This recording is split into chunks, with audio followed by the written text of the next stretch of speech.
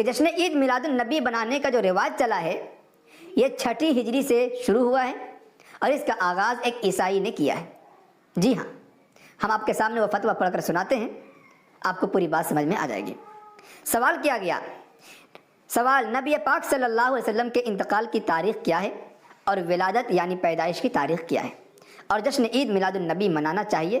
اگر نہیں تو جو مناتے ہیں اور منانے کو ٹھیک کہتے ہیں ان کے بارے میں کیا حکم ہے؟ جواب نمبر 38,296۔ بسم اللہ الرحمن الرحیم۔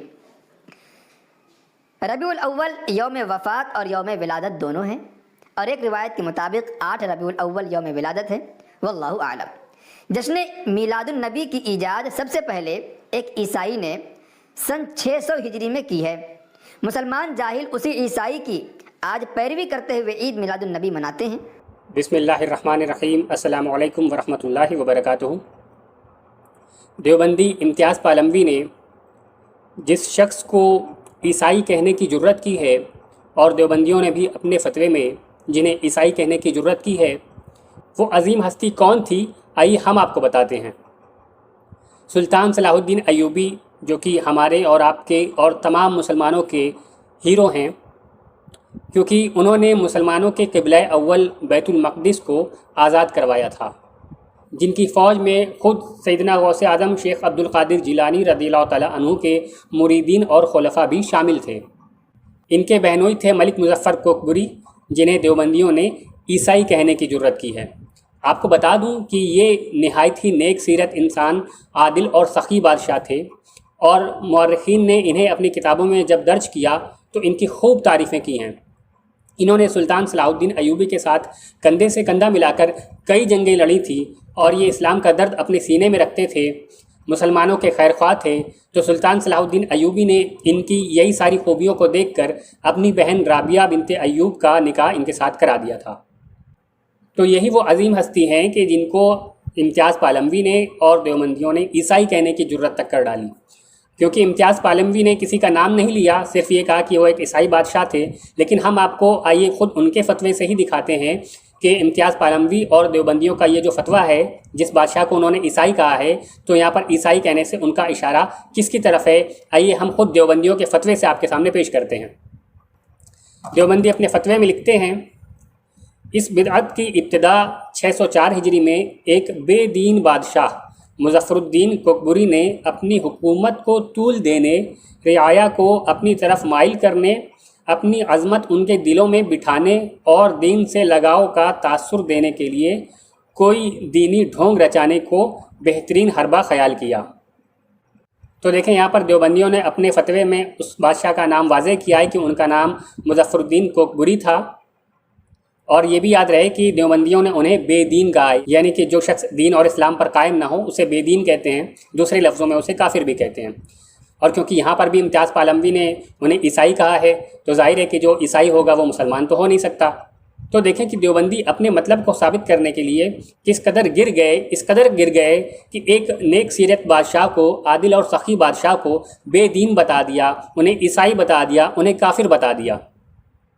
آئیے سب سے پہلے میں آپ کو اس بات کی دلیل پیش کرتا ہوں کہ یہ ملک مظفر الدین کوکبری جو تھے، یہ سلطان صلاح الدین ایوبی کے سگے بہنوئی تھے۔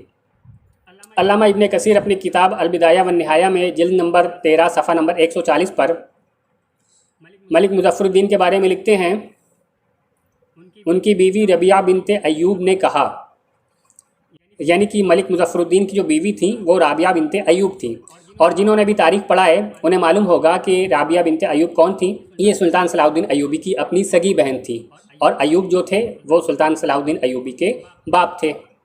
تو یہ بات ثابت ہو گئی کہ سلطان ملک مظفر الدین یہ سلطان صلاح الدین ایوبی کے بہنوئی تھے۔ اب آئیے ان کی سیرت کے بارے میں مورخین نے، محدثین نے کیا لکھا ہے وہ میں آپ کے سامنے پیش کرتا ہوں، اس سے آپ کو بالکل یہ اندازہ ہو جائے گا کہ یہ کیسے انسان تھے۔ علامہ ابن کثیر اپنی کتاب البدایہ والنہایہ میں جلد نمبر 13 صفحہ نمبر 139 پر لکھتے ہیں،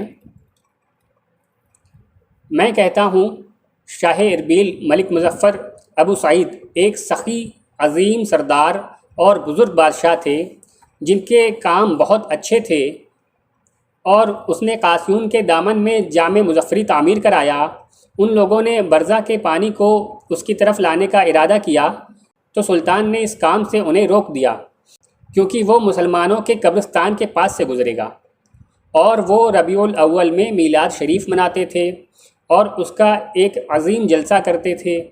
اس کے ساتھ ساتھ وہ بہادر، دلیر، حملہ آور، جری، عقل مند اور عادل بھی تھے۔ اللہ ان پر رحم فرمائے۔ ابن دہیہ نے ان کے لیے میلاد کے تعلق سے ایک کتاب لکھی جس کا نام التنویر فی مولد البشیر النذیر رکھا، تو انہوں نے خوش ہو کر انہیں 1000 دینار دیے۔ ان کی حکومت سلطنت صلاحیہ تک رہی۔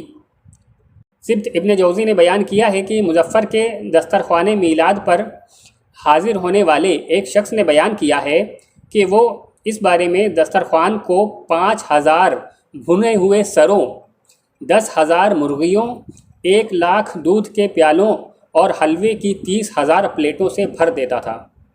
راوی بیان کرتے ہیں کہ میلاد کے موقع پر ان کے پاس بڑے بڑے علماء اور صوفیہ حاضر ہوتے تھے اور وہ انہیں خلعت دیتے تھے اور انہیں تحفے دیتے تھے، اور صوفیہ کے لیے ظہر سے فجر تک سما کراتے تھے اور خود بھی ان کے ساتھ رقص کرتے تھے۔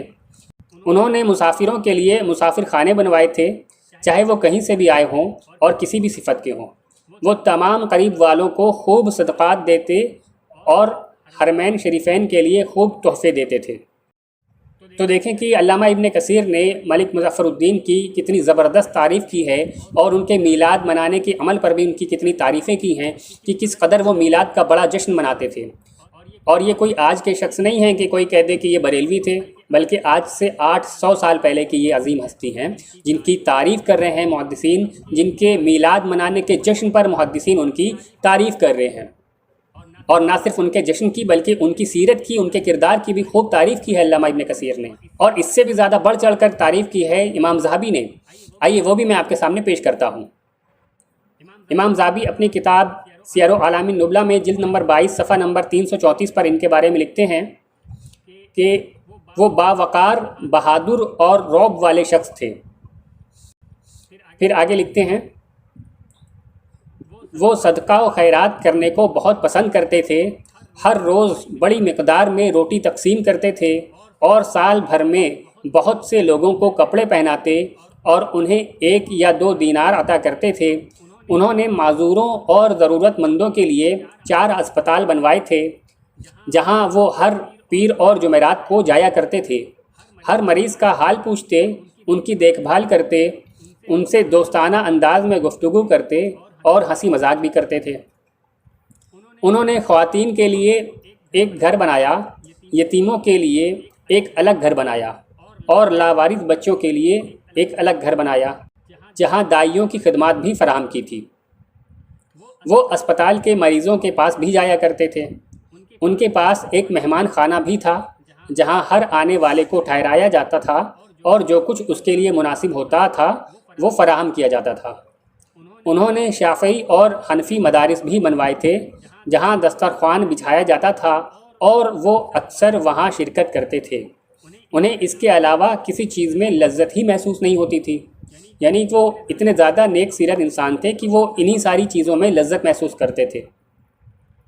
پھر آگے ہے، انہوں نے اپنے شہر میں کسی برے عمل کے داخلے کی ممانعت کی تھی، اور صوفیوں کے لیے 2 خانقاہیں بنائی تھیں، جہاں وہ سیما کی مجلسوں میں شرکت کے لیے تشریف لاتے تھے۔ ہر سال وہ بڑی تعداد میں قیدیوں کو آزاد کرتے، حج کے لیے راستہ فراہم کرتے، اور مکہ میں مقیم لوگوں کے لیے 5000 دینار بھیجتے تھے، اور انہوں نے عرفات تک پانی پہنچانے کا انتظام کیا تھا۔ تو دیکھیں کہ امام ذہبی نے بھی ان کی کس قدر زبردست تعریف کی ہے۔ یعنی محدثین کے نزدیک، مورخین کے نزدیک، جو ہمارے اسلام کے ذمہ دار ہیں، جو ہماری اتھارٹیز ہیں، وہ جس شخص کی تعریف کریں، انہیں نیک سیرت بتائیں، عادل بتائیں، مسلمانوں کا خیر خواہ بتائیں، اس شخص کے بارے میں دیوبندیوں نے کیا کہا کہ وہ عیسائی تھا، وہ بے دین تھا، معاذ اللہ رب العالمین۔ کیا دیوبندی اب اتنا گر گئے ہیں کہ اپنے مقصد کو ثابت کرنے کے لیے وہ اس طرح سے جھوٹ بولیں گے کہ ایک مسلمان کو عیسائی ثابت کر دیں گے، ایک نیک سیرت بادشاہ کو وہ بے دین کہہ دیں گے؟ دیوبندیوں سے ہمارا سوال ہے کہ آخر تم نے جھوٹ کیوں بولا؟ مجھے بھی دکھاؤ وہ کون سی کتاب ہے جہاں پر تم نے یہ پڑھ لیا کہ وہ ایک بے دین بادشاہ تھے اور وہ عیسائی بادشاہ تھے۔ اور پھر یہ کہ کیا وہ کتاب معتبر بھی ہے؟ مجھے بتاؤ دیوبندیوں کہ تمہارے پاس ان دلیلوں کا کیا جواب ہے؟ علامہ ابن کثیر نے، امام ذہبی نے اور دوسرے بھی بڑے بڑے مورخین نے ملک مظفر الدین کے بارے میں یہی ساری تعریفیں کر رکھی ہیں۔ مجھے بتاؤ کہ آخر تم نے جھوٹ کیوں بولا؟ تم نے ایک مسلمان کو کافر اور عیسائی کیوں بتایا؟ تمہیں یہ لگتا ہے کہ تم پبلک کے سامنے جھوٹ بولو گے اور پبلک بیوقوف بن جائے گی؟ لیکن یاد رکھو کہ اللہ کے کچھ بندے ایسے ہیں جو ہمیشہ حق کو عوام کے سامنے پیش کرتے رہیں گے اور یوں ہی باطل کا رد کرتے رہیں گے۔ میں دیوبندیوں کی بھی تمام بھولی بالی عوام سے یہ کہنا چاہوں گا کہ آپ کے سامنے دلیل آ گئی کہ محدثین نے ملک مظفر الدین کے بارے میں کیا لکھا ہے، تو ضرور آپ جائیں اور اپنے بڑوں سے یہ سوال کریں۔ امتیاز پالموی کے بھی تمام ماننے والوں سے یہ کہنا چاہوں گا کہ آپ امتیاز پالموی سے سوال کریں کہ تم نے کس بنیاد پر ایک مسلمان کو عیسائی بتایا ہے۔ ہمیں ان کی دلیل کا انتظار رہے گا۔ اس ویڈیو کو زیادہ سے زیادہ لوگوں تک پہنچائیں، چینل کو سبسکرائب کریں، اپنے دوست احباب سے شیئر کریں، ہو سکتا ہے آپ کے ذریعے کسی کی اصلاح ہو جائے۔ السلام علیکم ورحمۃ اللہ وبرکاتہ۔